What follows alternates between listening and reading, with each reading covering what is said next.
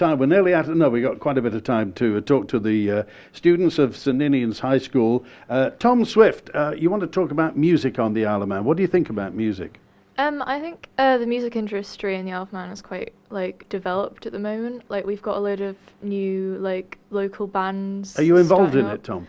I go to soundcheck every week. And I have my own band. Oh, what's your band called? Stage Fright. Give it a plug. Stage Fright IOM on Instagram. How long have you been together? About 3 years now, I think. And what do you do in the band? I play bass. Other members of the band are? There's Ellen Lewin, who plays drummer, and Sasha Court, who plays guitar. Okay. Are you gigging? We had a gig yesterday. That went all right. What sort of stuff do you play? We're basing on old classic songs, things not Oasis, but that kind of stuff. Why did you start a band? I just like music. What's your favourite artist at the moment? I would have to say Sunset Jet from the Isle of Man. What do you think of pop music in general nowadays? I don't really listen to a lot of Are you a fan of music. X Factor and Pop Idol? No. I didn't think you were, but I was just putting the question politely. So what do you think about the people who are created for television shows and that sort of stuff? I don't really think it's that good. So you like, some of the old stuff. What sort of older music do you like? I really love Elton John. Especially the new film out about him, Rocket Man. I like just old classics like Mr. Brightside, Mr. Blue Sky, all that. Yeah. Okay. So when's the next gig? 20th of December. Where are you playing? Here. Whereabouts in school? The Extravaganza for Christmas. Everybody's coming by the look of it. Oh. We need Luke. By the way, you've been featured on social media. Everybody wants to hear your opinions of VAR. Should Everton have had a penalty last night? I didn't see it myself, but I have a lot of friends who were following the game because, as you can imagine, on the Isle of Man, most people would support Everton or Liverpool. And I have heard both sides of it, and it does sound like it was a pretty big decision. But one thing I will say is Everton have been quite hard done by VAR because I remember in particular against Tottenham, they ridiculous where Dele Alli had his arm 10 feet above his head and pretty much caught the ball. But it was. I do believe that Everton have been pretty hard done by. So do we think VAR is going to last? Do you think? I hope not, because I feel like when it comes to the time-wasting issue, it's just taken absolutely forever to make decisions, and the fact that the referee doesn't actually make the on-field referee doesn't actually make the decision himself. It's some other referee sitting in a back room who makes the decision, and he doesn't have to suffer the consequences. It's the on-field referee who does.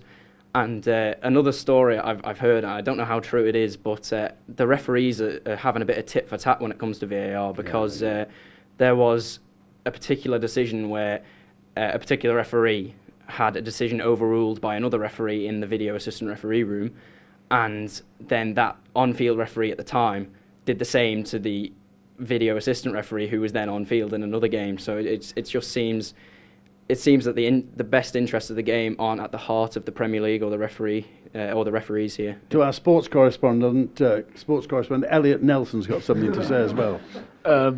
I just think VAR causes more controversy than it solves. It's like a coiled spring in the corner, isn't it? Every decision would be subjective apart from offsides and goal line technology. So to try and make them less subjective, it does not work because one referee will have one opinion, another will have a different one. So it's just which one do we trust? It just doesn't really work at ruling out the controversy. Okay, let's talk about social lives on the Isle of Man here. Who was saying that there are House parties. Oh, it's Elliot again. Sorry, we're back to our social correspondent, Elliot. I was going to say you're at that age, 16 come 17, when pubs aren't really an option, or nightclubs or what have you. So, what is there to do for people of your age, young people of your age, 16, 17? How do you what do you do for fun? Like, I can't speak for everyone, but for me and my friends, every Friday we just go out somewhere. We normally go McDonald's at some point. We've only got 2 people who can drive, so we're kind of like limited to the Douglas-Onken area. So we normally just go hang out at like a food place or something, and that's all we really can do. And eat burgers? Basically, yeah. Okay. Emma, are you a McDonald's fan? Yeah, it's nice. I just know we're interested, and lots of people are interested to know, because you're 16 comes 17, what on earth do you do? I mean, you can't sit at home playing on the smartphone all night long or watching Netflix. How do you socialise? You obviously do sport, which helps you in that way, but have you been to the Gaiety Theatre in the past year? Have you been to the cinema in the past year? I go sometimes to the cinema, but not that often.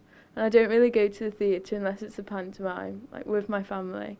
But I think, like Elliot said, there are a lot of house parties, and that's mainly where people, like, socialise. Do you drive? No, I don't. Okay, who drives here, by the way? Elliot is the only one who drives. This is turning into the Elliot show. What do you drive? I drive a Renault Clio 2011. Everybody of your age drives a Renault Clio. Did you know that? No, I didn't know that. Oh, and where do you park? Because everybody moans about St Ninian's students parking around Nobles Park and causing problems. I park in the St Ninian's Church car park. Oh, that's it. So it's not you that's causing problems. Are you aware that there's an issue with parking around here? Yeah, in our weekly bulletin we sometimes get messages about erratic driving or something like that around the premises, but from what I've seen, I don't think it's too bad. Okay. I'm interested, nobody else drives. Who's learning to drive? Anybody? Yes? Yes, I'm learning to drive at the moment. Okay. And so how many lessons have you taken? Who's paying for them, first of all? I'm not paying for them. Oh, well, that's and I'm going in for my test on Monday. Really? Yeah. How many have you had? How many lessons have you had? I couldn't tell you. Is it the first time you've taken the test, Fern?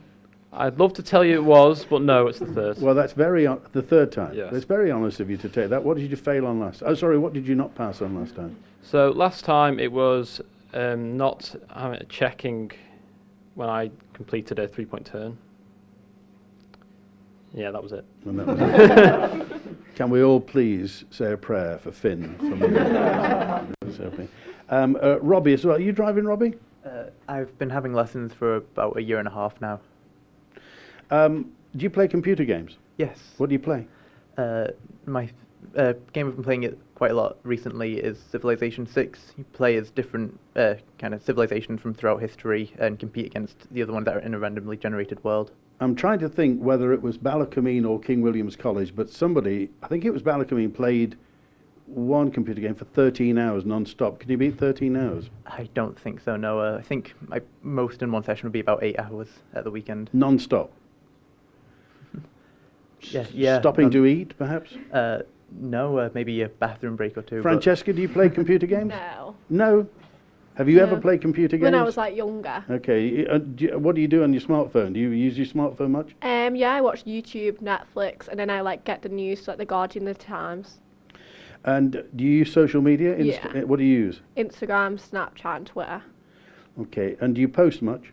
No, not on Instagram. More on Twitter. Right. Who do you follow on Twitter? What sort of people? From like celebrities, and then you've got like Obama, and then you've got like political activists, and then you've got like Jeremy Corbyn. Who does the school?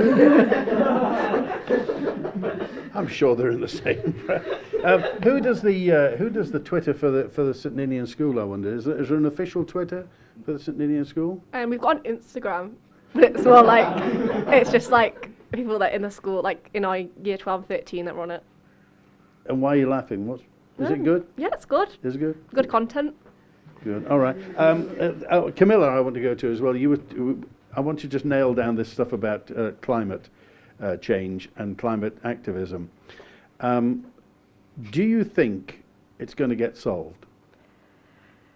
I would like to say yes, but I feel as though that would be an overly optimistic stance. What do you think is the most pressing aspect of this climate issue that's up at the moment? Is it pollution? Is it climate change itself? Because there are extreme weather things happening all over the world, but they've always happened. Things like that earthquakes have always happened, volcanoes have always erupted, but it seems that there's an awful lot more attention paid to all this nowadays. I feel like it's because of the rate at which these events are happening, the scale at which they're happening, and I feel like pollution is a huge factor, the emission of greenhouse gases, the effects of global warming. I feel like it's all very closely interlinked, and I don't think you can identify a sole kind of aspect. Your world, the world that you will inhabit in the future, could be really different, because they're talking about restricting air travel. Maybe, not even being able to go on holiday by air in the future, if that's going to happen. How would you feel about that? I think it's hard to imagine because it's something that we're so used to and it's very much taken for granted. I do feel as though that would be very hard to get used to, but I would very much welcome the idea of taxing, for example, holidays or methods of transport that use up and produce more pollution than, say, public transportation. Okay. Niall, how do you feel about the climate issue at the moment? I think it's not going to be solved for quite a while. There's just too many variables at this point in time. So you've got air travel, car travel, just garbage disposal, plastic pollution. There's too many variables at this point, and we need to try and get rid of each one to even get anywhere close to solving it. But do you feel, if you think about it, there are lots of things going on in your life. This may be at the back. Do you feel confident about it? Do you think, it's going to get solved? It'll be okay? That's literally no idea, because who knows? It'd probably be more than most of our lifetimes, to be honest. It could be in the 2100s. What do you think of international politicians? What do you think of the President of the United States? He's a bit of a funny lad. It's a bit mental about some politicians we have. Stuff like Donald Trump, how he gets away with a lot of things and he's such a polarizing politician that I don't know how the next election is going to go, because that's coming up very soon for America. Do you look up to any politician? Not at the minute, to be honest. I mean, I was going to say, who would be the people as the public figures in life? And it could be anybody. It could be a sportsman. It could be a politician. It could be anybody. Who are the people that you respect? At the minute, not many people. You can't think of a single public figure who you think I like what they say, I accept their word, I like their opinion. There's a lot celebrity sports people who say a lot of things, but they don't do a lot. So I respect what they say, but they don't do much to actually prevent stuff happening. Yeah. Okay. Finn, you're nodding your head. I could agree with what Niall's saying there, because a lot of sports people particularly will talk about the issues, but they will never actually do anything about them. And I noticed there's a big campaign going on at the moment run by a YouTuber called Mr. Beast, where he's having, I don't know how many trees, but he's planting millions of trees. But a lot of people are donating towards this campaign, but they're not actually planting the trees themselves. So when they're, I think, is it $1 every? Yeah. It's $1. I think $1 will plant a tree, and people are donating tens of thousands. But then someone else has got to plant those trees. They're not actually going to do it themselves, and I think that's a bit of a shame, really. What do you think about there's a big thing in football at the moment about anti-racism. Have you any opinions on that? I think it affects a lot of sports people, football, basketball, lots of different sports. And it's a real shame, because it will put a lot of people off going into these sports. You see, I don't know whether it's something new or whether it's just it's now more publicised than ever it was.